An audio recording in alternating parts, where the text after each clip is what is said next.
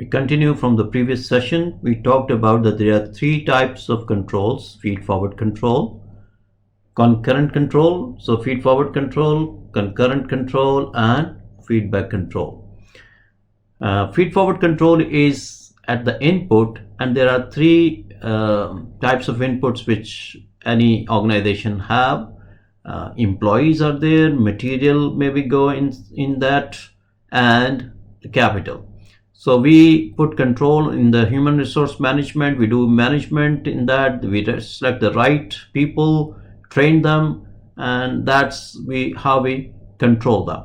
Similarly, in material, we inspect the material, the quality of the material, and the right quality and the right amount of material should go in as an input.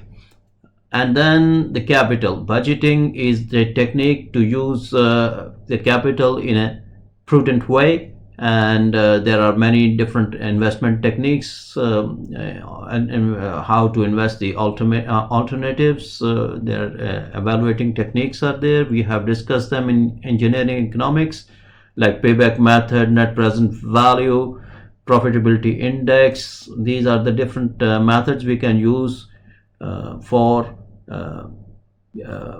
investing in the right projects.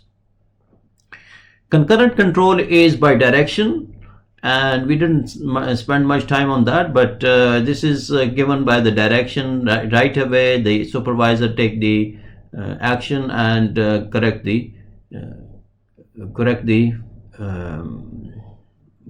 process or operation, etc. When the output has come, then of course we cannot do anything, but this output is that feedback control. The feedback goes to the processes and also the input. And there are several feedback control methods. We will discuss them: financial statement analysis, budget analysis, standard cost analysis, quality control analysis, and employee performance evaluation.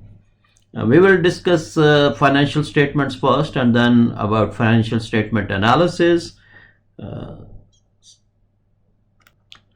So before discussing the financial statements, I would like to discuss the governing equation of financial statements. There are basically three statements, which are income statement, and the governing equation of that income statement is profit is equal to revenue minus expenses, or net income is equal to revenue minus expenses. The other financial statement, very important financial statement, is called balance sheet. The governing equation of that is assets is equal to liabilities plus shareholders equity or common shareholders equity, or it could be other shareholder equities. And then we have another statement, sources and uses of fund statement, which is also called cash flow statement. The governing equation of that is end of year cash balance is equal to beginning year cash plus cash inflow minus cash outflow. The first two, income statement and balance sheets, are very important financial statements, and from these two statements the other statements can be found. Cash flow statement, for example, can be worked out indirectly from these statements. So we will see an example of income statement and balance sheet, how they look like. Here is a hypothetical company, and we have 3 years, year 2, year 3, and year 4 of their income statements. So we have the first item is sales revenue, and the amounts are given in, let's say, in millions of dollars. So we have sales revenue. We have, then after the revenue we have expenses. So revenue minus expenses is basically, this is the governing equation there. So what are the expenses then? The expenses could be cost of goods sold, Cost of goods sold include the direct labor cost, direct material cost, and overhead costs. And then we have another item is selling expenses, maybe related to promotion, advertisements, etc., administrative expenses. And then we have depreciation. This is interesting that depreciation is considered as an expense in the income statement. As you know that depreciation is not a cash going from our pocket, but it is an expense because the assets have been depreciated to make revenue. So that's why depreciation is considered as an expenditure. And this is the basic difference between this is one of the basic difference between income statement and cash flow statement. In the cash flow statement, depreciation doesn't come. And then there is interest there, and these are all the expenses, and then revenue minus expenses give us the total. That this revenue minus expenses gives us the net income before taxes. All right, and then we pay income tax, and finally we have the net income. So this is the income statement. Basically, revenue minus the expenditures, you have the income, net income. Let's look at what are the items in balance sheet. Here 4 years of balance sheet is shown, and we have on the top we have assets, and under the assets there are current assets and there are non-current assets or fixed assets. So in the current assets we have cash, accounts receivable, and inventories. This is called current. These are called current assets. Cash or near cash items are called current assets. So accounts receivable are those when you send the bills to the customers and have not received yet the amount, that are called accounts receivable. And we assume that we will get it within 1 or 2 months time. So this is considered as cash or near cash coming in just 2 or 3 months. And inventories are the stored items which can be sold and converted to cash easily, and that's why it is also considered as current asset. So the total current assets, the current assets are those which can be within 2 or 3 months can be converted to cash. These are current assets. Then we have items, we can call them fixed assets, like land, building, equipment, minus any accumulated depreciation. Then we have the total non-current assets or fixed assets. So the total assets are the current asset plus the non-current assets. We have the total assets. So this is on the asset side. And we said that assets should be equal to liabilities plus shareholders' equity. So the next side of the balance sheet is liabilities and shareholders' equity. And we have account payable, salaries payable, and income taxes payable as total current liabilities shown here. Accounts payable are anything you bought from anything the company has bought for on credit is considered as which we have to pay within 2-3 months. That is considered as account payable. Anything bought on credit and it is due within 2 or 3 months to pay them back, that is called accounts payable. Salaries payable, maybe there are some salaries which have not been paid by the end of year, so this is considered as a kind of a liability there. And then income taxes payable, some income taxes may be deferred for future, and that are considered as liabilities. So these are total current liabilities are there. Current liabilities means that we have to pay them within 2 to 3 months time. Then we have long-term liabilities. Bonds payable are long-term liabilities, and that we have to pay maybe within 1 year or so. And then total liabilities are the summation of current liability and long-term liabilities like bonds payable. This is the total liability side.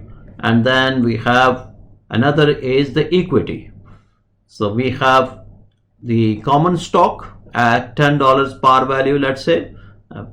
When we sell the shares have the face value, also called par value. And then let's say we have sold, consider this year, let's say year 4th, we have 160,000 because millions, $1 million, $160 million stock is sold, okay, and by the face value. But it is possible that we may have sold them more than the face value. So that is called additional paid in capital. The organizations, when they issue the stocks, they have the face value, but when they sell that, for example, if it is $10 share, it may be sold at $12 or $13. So in this case, for example, it may have been sold more than its face value, and that is noted down here in the balance sheets as additional paid in capital. And then retained earnings. Retained earning item is coming from the income. In the income, net income, if I go to the previous slide, I show you that net income here, for example, this income, net income, can be given to the shareholders as dividends, or some of them can be retained for future extension. That some of them which can be retained for future extension is called retained earnings. And balance sheet is a cumulative record of all these items. So this is retained earnings is also cumulative, and we are keeping that how much retained earnings are there that belongs to the shareholders. So this is also equity. The total shareholders equity is the summation of all these common stocks, additional paid in capital, retained earnings, etc. This is common shareholders equity. Sometimes we have also preferred shareholders equity also. Anyway, not shown here, but we have, this is the equity, and then the summation of liabilities and shareholders equity is 650, for example, year 4, $650 million, and also the assets are same, $650 million. The balance sheet is called balance sheet because we keep balancing the assets with the liabilities and shareholders equity. It is a double entry bookkeeping. Any transaction has 2 entries made. So for example, if you buy an equipment from let's say from selling bonds, so first you sell the bonds, you get the cash, and from the cash, so bond the liability will increase, and at the same time the cash will increase. So assets and liabilities and the shareholder equity stay the same, stay the balance. Then what we do, another transaction, we buy the equipment, so we pay the cash, and the cash is minus, but we get the equipment. So equipment is made positive, and again the balance sheet stays the balance. So any transaction basically is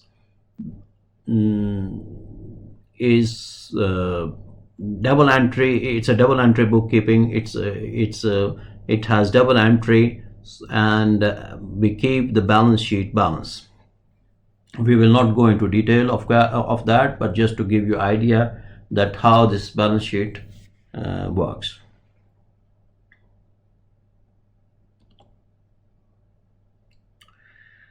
Now the financial statement analysis. Once we have the financial statements, then of course we do analysis, and that is part of the feedback control method.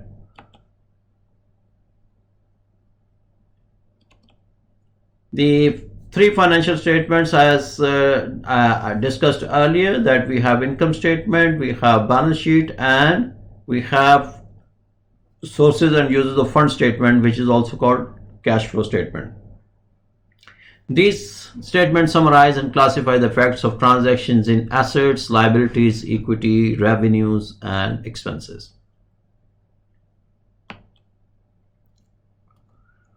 Now, the analysis, financial statement, we can say are without any analysis, but we do some ratio analysis on them to find out certain things, and these certain things we find out are profitability, liquidity, and solvency. What are these?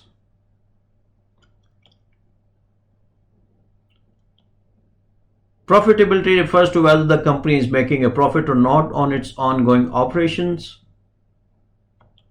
Liquidity is it reflects the firm's ability to meet its current obligation as they become due. So we talked about the current assets and current liabilities. So current liabilities, as they become due, they have the ability to pay them.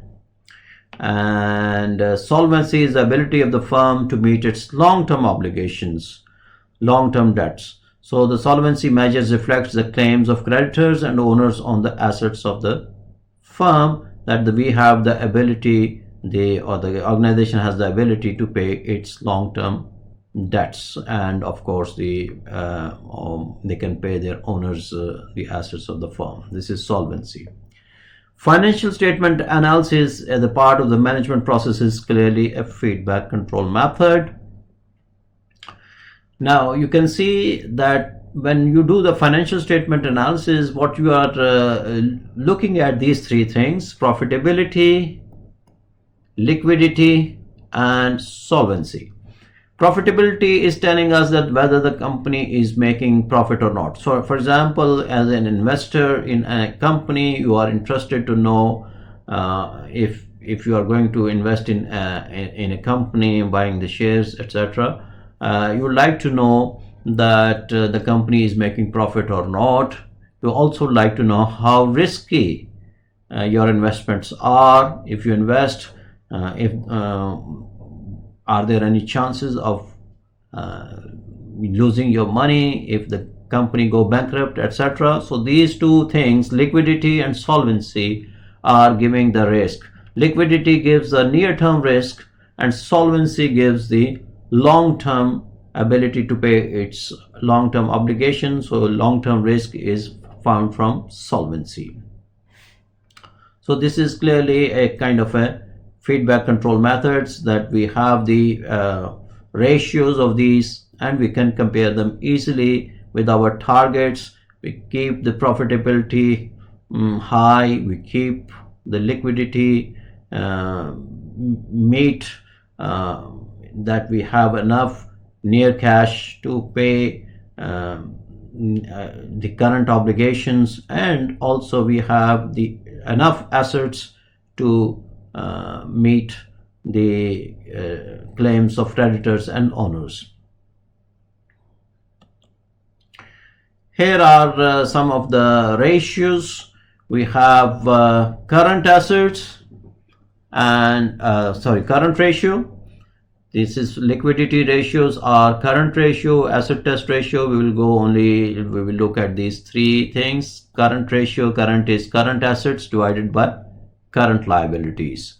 We have already seen the current assets, which are cash or near cash items like inventories, like cash and accounts receivables. These are current assets. Current liabilities are the near-term liabilities, which are coming in near within 1 or 2 months, and we have the ability to pay them or not. So this current liabilities are there.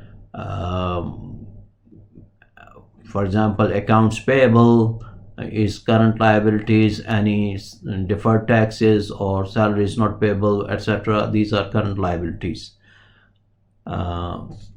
The ratio should be more than 1, so that we know that we have enough current assets to pay our current liabilities.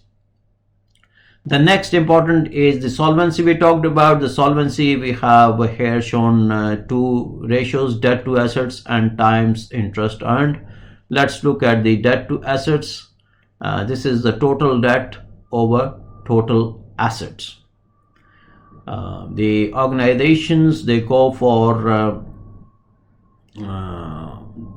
they collect money through either debt, or it's called debt financing, or either through equity financing. The higher the debt is, the more higher this ratio is, the more leverage the company has, but it is more riskier also. Higher the ratio, the more leverage the organization is, and it is also at high risk as well. I can show you with an example. Let's look at another slide. Okay, let's try to understand how the financing is done. The financing is usually done by 2 ways by any organization. One is called equity financing and another is called debt financing. The equity financing is by the investors who are investing in the company, and debt financing is by either selling the bonds or borrowing from lending institutions. So let's say that we have the investors or shareholders who have given us $20 million, and the bond holders, those who have bought our bonds, the organization's bond, we have collected from them $80 million. So this is $80 million is coming from debt, and $20 million is coming from equity. The total is summation of this is $100 million of total financing to start project. Now let's say after 1 year, the profit or income before tax is $40 million. Okay, this is the income before tax. Now, as you know that the debt we have, debt financing was done at 10% per year interest. So we have to pay 10% on $80 million. 10% of $80 million is $8 million. This $8 million has to be paid to the bondholders or lenders. So we have made $40 million, 40 minus 8 million, we have $32 million left over. Now, on this $30 million, the tax will be paid, and then the net income after paying the tax, it is all for shareholders.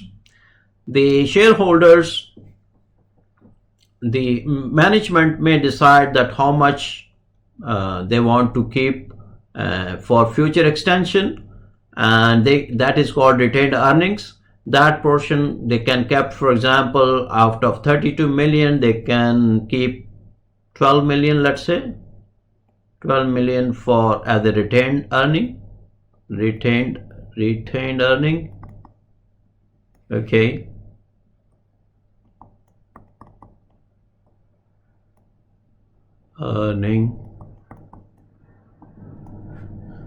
$12 million for retained earning, and then we are left with the dividends which are given is $20 million. So you can see that they financed with 20 million, all right, and they are left with $20 million as a profit. So they enjoyed 100%. Whatever they have invested, they have in 1 year they have got the $20 million back. This is great for them, and this is the advantage of leveraging highly with debt financing. However, it is riskier also. Let's say that the company has made only $10 million. Now, if they have made only $10 million, then 8 million will go to the debt, because debt financing is there. So 10% of 80 million is 8 million. 8 million will go back to those bondholders. So 10 minus 8 will be then $2 million. This $2 million is now, after paying the taxes, they are left over for shareholders. So you can see that the shareholders didn't enjoy much. And if the company has made only, let's say, $8 million or even $7 million, let's say, now what will happen? Now they have to pay $8 million. The company is kind of in trouble. Maybe it's going to sell its assets and pay the bondholders. If the company cannot continue, they may have to sell the assets and go back to sell their assets and finish the company, dissolve it, and pay to the shareholders as their principal amount and the bondholders, etc. to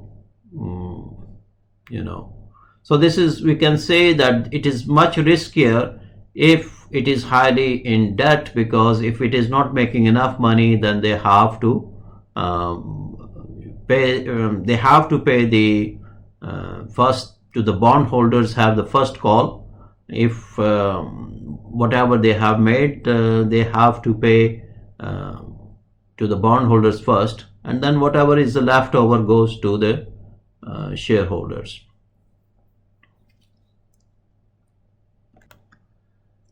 So we were talking about the leverage and the debt to assets ratio, total debt over total assets. The higher the debt against the assets, then highly the leverage the company is. It has its advantages and it has its disadvantages. Advantages is that if the company is making good profit, then the shareholders will be enjoying, because they have to pay only fixed amount to the bondholders, and the rest will all be for them after paying the taxes. So this is the advantage there. But on the other hand, if the company has not done well, is going to didn't do well, they have to pay to the bondholders the required amount, and if anything is left, then it will go to the shareholders, and the company may go bankrupt if it doesn't have enough, if it was not able to make enough income to pay their debts. Another we talked about is the profitability. And the profitability, we talked about return on investment, so net profit after taxes divided by the total assets. These are the important ones. Of course, there are other ratios as well. Other ratios can also be looked at, and there are industry averages, which can be compared to the organization, which is similar industry averages are there, and these ratios can be compared, and also they have their targets, and from there they can know that whether they have done achieved their targets or were not able to achieve their targets.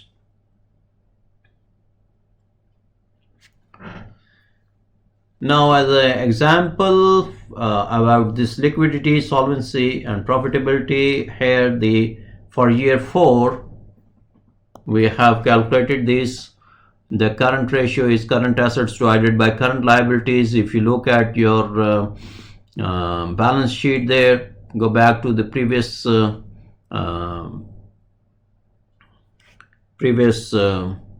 slides. Here, for example, year 4, the current assets are 171 and the current liabilities are for the year 4 is 90. So these are the things which have been used.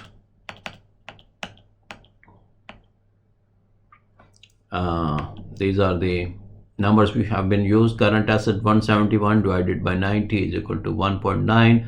As you can see, the average the ratio is more than 1, so it's a good thing that we can pay our current liabilities with our current assets. The solvency debt to asset ratio is also, it is not highly leveraged, so 0.37 is there, so it's not riskier also to invest in this company. The return on investment is net profit after taxes over total assets is 60 over 650, multiply by 100%, and we get 9.23%. And this is the return on investments, which is not bad, but for a private organization perhaps it is on the lower side. Maybe they will be looking for return on investment 15 to 20%.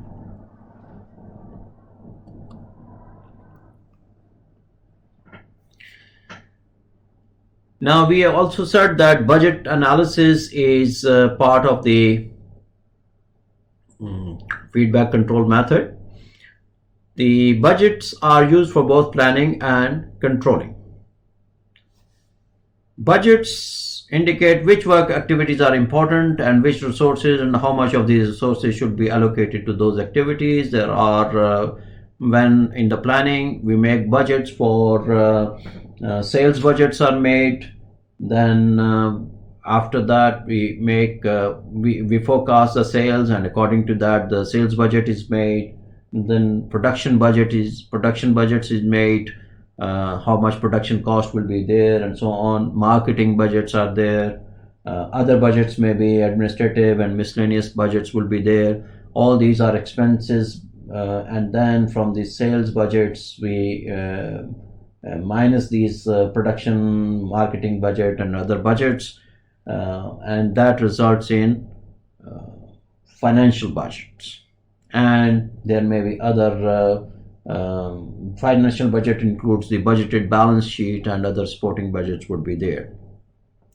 Now, once we have in the planning tool, we have as a planning, we have made our budget, detailed budgets, all the budgets I have discussed, sales budget and production budget and administrative budgets and promotion budgets, etc. Then we have made a budgeted financial statements as well, and financial statements. We can then look at when the actual operation is going on, we can look at how much we have made the sales, and according to what were our expenditures and so on.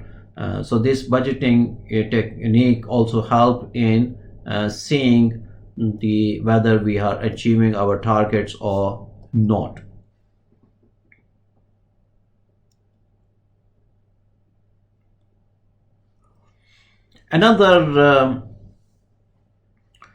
Another feedback control method is standard cost analysis, which is used for production.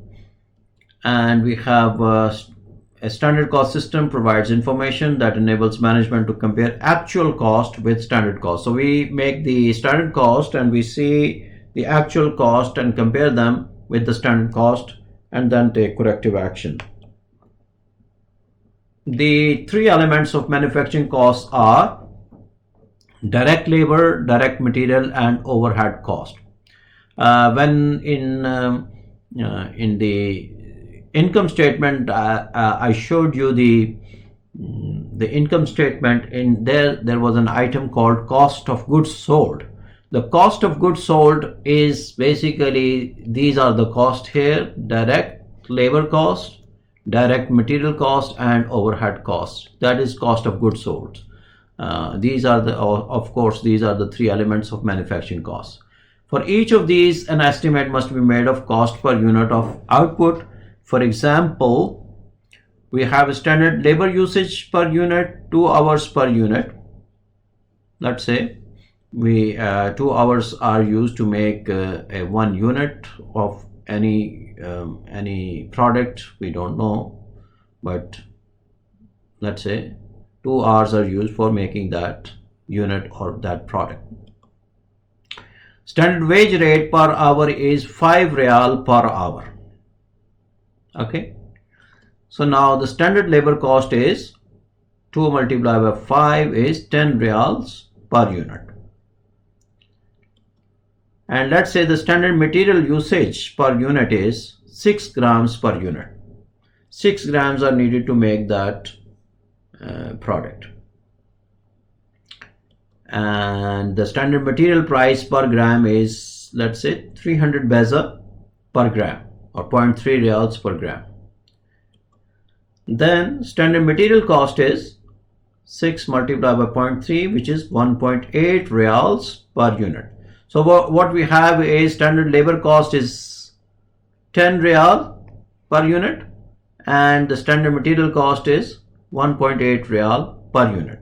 Now we have the standard labor cost and standard material cost, and from here we can compare whether the actual cost, we can compare the actual cost with the standard cost and see if our manufacturing is efficient or is some inefficiencies occurred. So let's look at that. Say for example, we want to produce 200 units. Okay, then the standard labor cost is 200 multiplied by 10, right? It becomes 2000 real, and the standard material cost is 200 units multiplied by 1.8 real per unit of the material cost, so we get 360 reals. All right, now if actual payroll cost was 2400 and actual material cost was 400, then we have a labor variance of 400 and a material variance of 40. This means that some inefficiency has occurred. We have paid more than the standards. Now, assuming that the standards are correct, the manager must then analyze the variances in labor and material costs and issue some corrective action.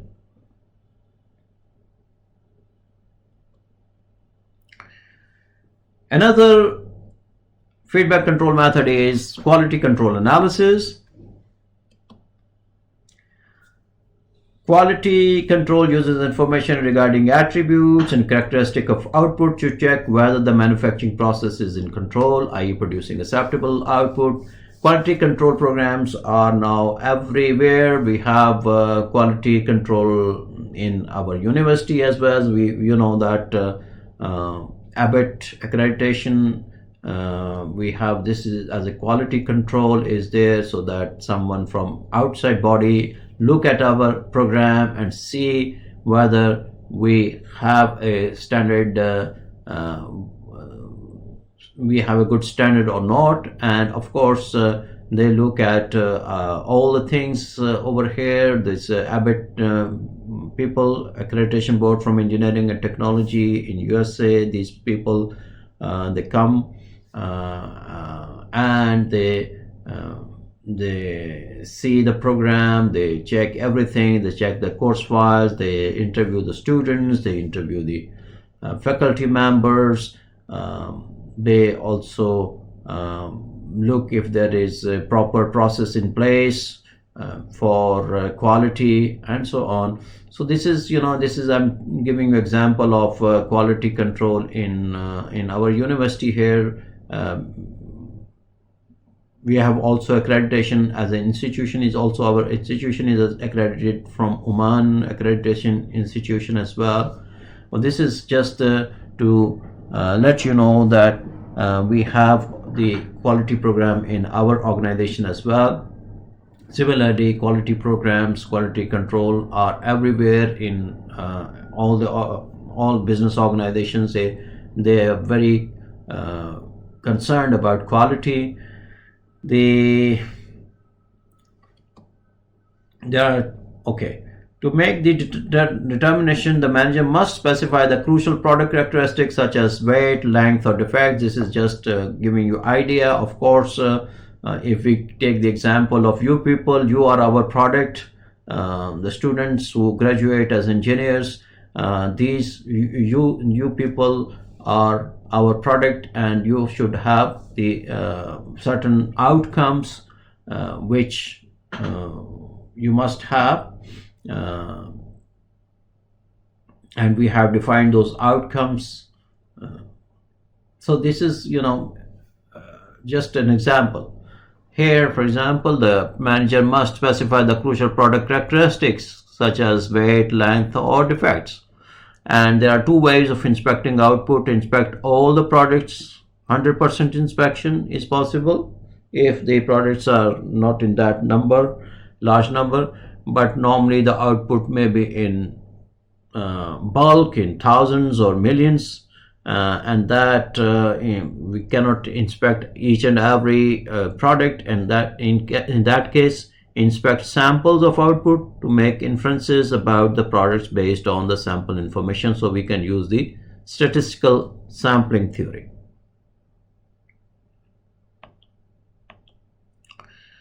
The quality programs are a major ingredient of the product being produced or the service being offered at different organizations, as I already told you. Now, introducing quality program can lead to decrease in the number of defects, reduction in the number of products rejected or reworked, and reduction in the inspection time. This is the clear benefits, which are tangible ones. There are other intangible benefits like the company good name, its brand name, etc. It's hard to measure, but this brand name is a very important benefit the company enjoys.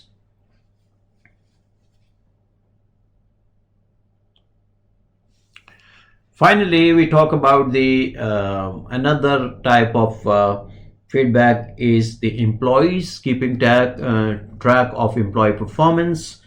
Again, many organizations have this employee performance evaluation, and in our university also we have the employee performance evaluation. We are also each year we have this kind of a forms we fill, and we say that we sit with the our head of the department and tell that what is expected from us, and what we can do, etc.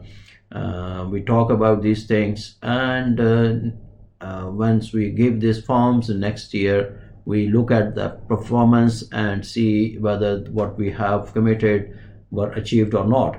So this is employee performance evaluation is everywhere. Maybe most of the good organizations, they have this. It's the most important and difficult feedback control technique. Difficult feedback because it's sometimes when you are giving negative feedback to a person, he may not feel it good. But actually the idea of employee performance evaluation is not negative in a manner, rather it is positive, because to identify if any improvements can be made or not. Maybe if the employee needs some training or some coaching, then of course this employee performance evaluation helps. So the basic goal of any performance appraisal system is to maintain or improve the work performance.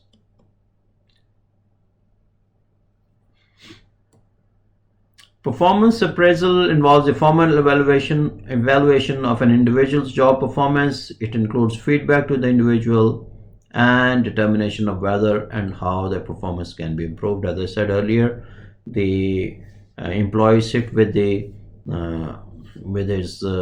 manager or supervisor, and then they come up with the mutual understanding of what can be achieved, the goals, and then of course the performance can be then evaluated, and this goes as a feedback to the employee.